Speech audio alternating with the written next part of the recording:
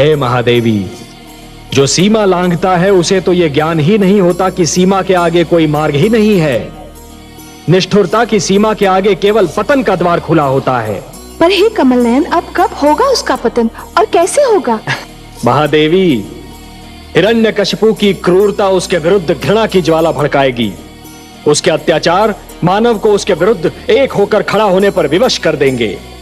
रक्त की ये धारा केवल धरती को ही नहीं, स्वयं उसके घर को भी डुबो देगी।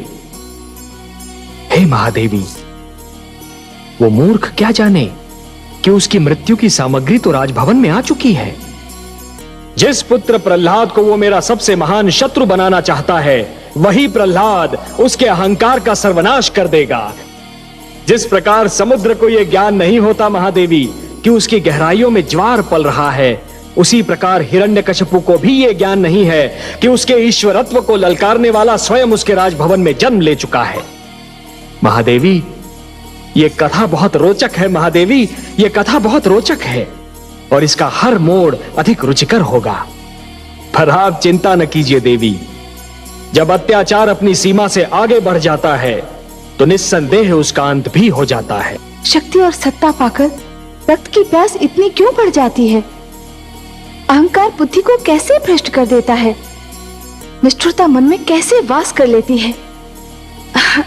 देखिए ना, हिरण्यकशिपु ने एक छोटे से बालक के निर्दयता से केवल इसलिए टुकड़े टुकड़े कर दिए कि उसका नाम आपके नाम जैसा था।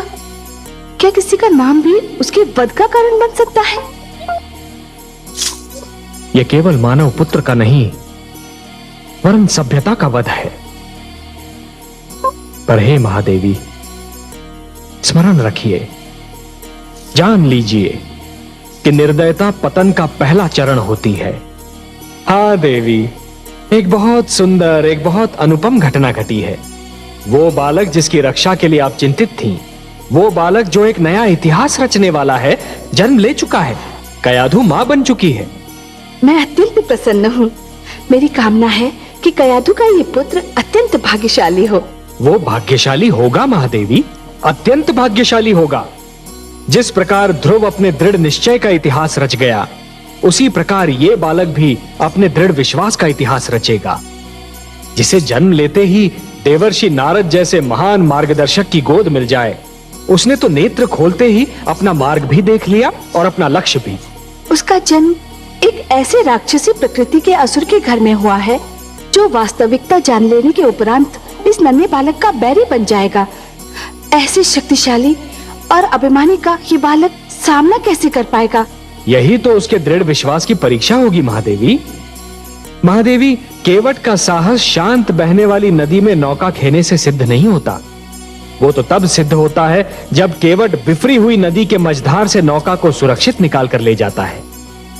एक दिए की क्षमता शांत वातावरण में जलते रहने से सिद्ध नहीं होती। वो तो तब सिद्ध होती है जब दिया अपनी लौ को आंधी में भी बुझने नहीं देता। उसी प्रकार इस बालक का दृढ़ विश्वास भी तभी सिद्ध होगा जब वो महान शक्तियों और प्रतिकूल वातावरण में भी जमा रहेगा। मैं तो मन से चाहती हूँ कि कयाधु का ये पुत्र हर पग पर सफलता पाए। अब आपने उसे आशीर्वाद दे दिया है, तब तो उसका विश्वास दृढ़ होना ही है।